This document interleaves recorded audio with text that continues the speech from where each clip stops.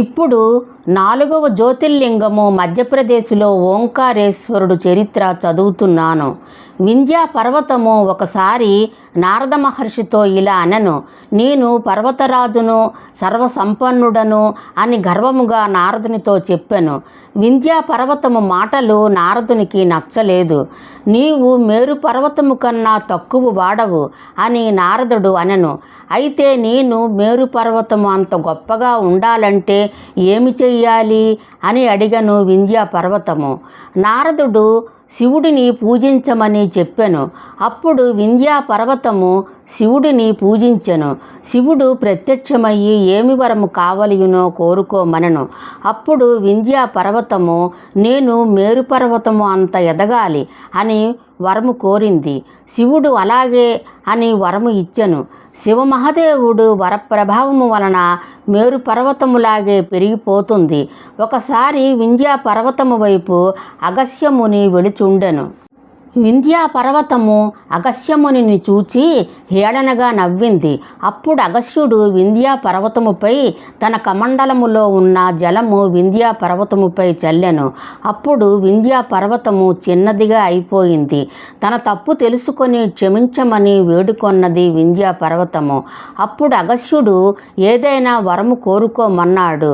అప్పుడు వింధ్యా పర్వతము నా పర్వతము మీద శివపార్వతులు నా మీద వెలియాలి, పవిత్రమైన పుణ్యక్షేత్రము అవ్వాలి అని కోరింది వింధ్యా పర్వతము. అగస్త్యుడు ఓంకార మంత్రాన్ని వింధ్యా పర్వతమునకు ఉపదేశించెను. ఆ పర్వతము మీద ఓంకార శ్రీచక్రాన్ని స్థాపించి అచ్చట శివలింగాన్ని ప్రతిష్ఠ చేసెను అగస్త్యుడు. అదే ఓంకారేశ్వరుడు జ్యోతిర్లింగము. అమ్మవారి పేరు అమలేశ్వరి దేవి. నర్మదా నది ఓంకారేశ్వర క్షేత్రమునకు 2 వైపులా ఉన్నది.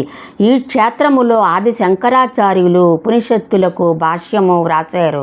జై శ్రీరామ. ఇప్పుడు 5వ జ్యోతిర్లింగము బీహార్లో పర్లి వైద్యనాథేశ్వరుడు చరిత్ర చదువుతున్నాను. లంకాధిపతి అయిన రావణాసురుడు శివుని గురించి ఘోర తపస్సు చేసెను. శివుడు ప్రత్యక్షమయ్యి ఏమి వరము కావలియునో కోరుకోమనెను. అప్పుడు రావణాసురుడు తన 10 తలలు ఎవరైనా ఖండించినప్పుడు మరలా యథాస్థితికి వచ్చేయాలని కోరి మళ్ళీ 2వ వరము ఇలా కోరెను: శివుడిని తన లంకారాజ్యమునకు రావలెను అని 2 వరములు కోరెను. శివుడు అలాగే అని తనకు బదులుగా ఆత్మలింగమును ఇచ్చి శివమహాదేవుడు ఈ విధముగా చెప్పెను: ఆత్మలింగము లంకలో ఉన్నంతకాలము నీకు ఏ అపజయము ఉండదు అని చెప్పి ఈ ఆత్మలింగమును నీవు ఏ సందర్భములో కూడా నేల మీద పెట్టకు. నేల మీద పెట్టినచో శివలింగము భూస్థాపితం అయిపోతుంది. శివలింగమును తీయుట ఎవ్వరి వలన సాధ్యము కాదు అని రావణుడికి శివుడు చెప్పెను. రావణుడి దగ్గర ఆత్మలింగము ఉంటే లోకములో చాలా కష్టాలు, దేవతలకు చాలా బాధలు కలుగును అని ఆత్మలింగమును లంకకు వెళ్లకుండా నారదుడు గణపతితో ఆత్మలింగము లంకకు చేరకుండా చేయమని చెప్పెను. అప్పుడు వినాయకుడు గొల్లపిల్లవాని రూపములో రావణుడి దగ్గరికి ఎదురుగా వెళ్ళెను. అప్పుడు ఆ పిల్లవాడిని రావణాసురుడు చూచి ఆ బాలుడితో కొంచెము సేపు ఈ శివలింగము పట్టుకో, నేను సంధ్యావందనము చేసుకొని త్వరగా వచ్చేస్తాను అని అన్నాడు రావణాసురుడు. ఆ బాలకుడికి శివలింగము ఇచ్చి వెళ్ళెను రావణాసురుడు. ఇదే సమయము అని ఆ బాలుడు ఆత్మలింగమును నేల మీద పెట్టివేశెను. అప్పుడు రావణుడు పరుగున వచ్చి ఆత్మలింగమును తీయబోయెను. కానీ ఎంత ప్రయత్నము చేసినా శివలింగమును తీయలేకపోయాడు. శరీరము అంతా గాయమైపోయెను.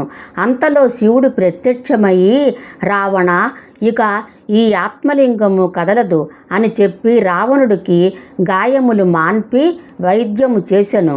ఇక నుండి నీవు ఇచ్చటకు వచ్చి సేవించుకో అని చెప్పెను శివమహాదేవుడు. రావణాసురుడికి వైద్యము చేసినందువలన ఇచ్చట వైద్యనాథేశ్వరుడు అనే నామముతో జ్యోతిర్లింగముగా వెలిసెను. రావణాసురుడు ఇచ్చటనే శివతాండవము చేసెను. ఇచ్చట అమ్మవారి పేరు జయదుర్గ. జై శ్రీరామ. ఇప్పుడు 6వ జ్యోతిర్లింగము మహారాష్ట్రలో భీమశంకరుడు చరిత్ర చదువుతున్నాను. సహ్యపర్వతము మీద భీమాసురుడు తల్లి కర్కటి వీళ్ళు పర్వత శిఖరము మీద నివసించేవారు. ఒకనాడు భీమాసురుడు తల్లి కర్కటితో ఇలా అనను, అమ్మా, మనము ఈ కొండ మీద ఒంటరిగా నివసించుటకు కారణము ఏమిటి అని అడిగాను. అప్పుడు తల్లి కుమారునికి ఈ విధముగా చెప్పెను, నాకు మొదటి భర్త విరాధుడు ఉండెను. శ్రీరాముడు సంహరించెను. అప్పటి నుండి ఇచ్చటనే నేను ఒంటరిగా ఉండేదాన్ని. రావణాసురుడు తమ్ముడు అయిన కుంభకర్ణుడు ఇచ్చటకు వచ్చి నన్ను చూచి మోహపడి వివాహము చేసుకొనెను. అప్పుడు నీవు జన్మించినావు. నీ తండ్రి మహావీరుడు కుంభకర్ణుడు అని తల్లి కర్కటి కుమారుడైన భీమాసురుడికి చెప్పెను. తల్లి మాటలు విన్న భీమాసురుడు కోపముతో నా తండ్రిని చంపిన శ్రీరాముడిని సంహరించదనని బ్రహ్మ గురించి ఘోర తపస్సు చేసి అనంత ధైర్యము పరాక్రమము పొందెను. భీమాసురుడు వరగర్వము వలన దేవలోకములో దేవతలను ఓడించి భక్తులైన సాధువులను బాధించుచుండెను. ఆ కాలములో కామరూప దేశాన్ని సుదక్షిణుడు అనే రాజు పాలించుచుండెను.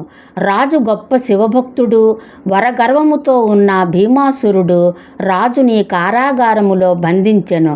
శివభక్తుడు అయిన సుదక్షిణుడు కారాగారములో మట్టితో ఒక శివలింగమును చేసి పూజించుచు నిరంతరము శివపంచాక్షరి మంత్రాన్ని జపిస్తూ ఉండెను రాజు. ఒకరోజు భీమాసురుడు కారాగారములో ఉన్న రాజు దగ్గరకు వచ్చి, ఓరి బుద్ధిమాలినవాడా, ఈ పిచ్చి పని ఏమిటి, ఈ శివపూజ ఏమిటి అని కత్తితో శివలింగమును నరకబోయాడు. అంతటా శివుడు లింగము నుండి ఆవిర్భవించి భీమాసురుడిని భస్మము చేసెను. రాజు సుదక్షిణుడు శివునిని భక్తితో ఎన్నో విధములుగా స్తుతించెను. అన్ని లోకాలకు భీమాసురుడు పీడ విరగడ అయినది అని అందరి కోరిక ప్రకారము అచ్చట శివలింగముగా వెలిసెను. భీమాసురుడు తల్లి కర్కటి తన కుమారుడు భీమాసురుడి పేరుతో వెలియమని శివుడిని వేడుకొన్నది. అందువలన భీమశంకరుడు అని నామముతో జ్యోతిర్లింగముగా వెలిసెను.